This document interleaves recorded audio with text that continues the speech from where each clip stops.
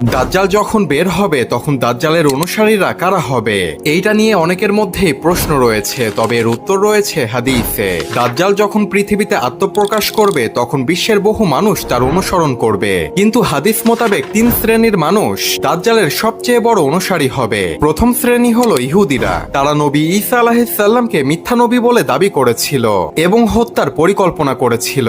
ইহুদিরা বিশ্বাস করে ঈসা আলাইহিস সালাম কোনো মাসিহা ছিল না, সেজন্য তারা তাদের মাসিহার জন্য অপেক্ষা করছে এবং দাজ্জাল যখন পৃথিবীতে আত্মপ্রকাশ করবে তখন তারা দাজ্জালকে মাসিহা হিসেবে মেনে নিবে এবং তারা দাজ্জালের অনুসরণ করবে।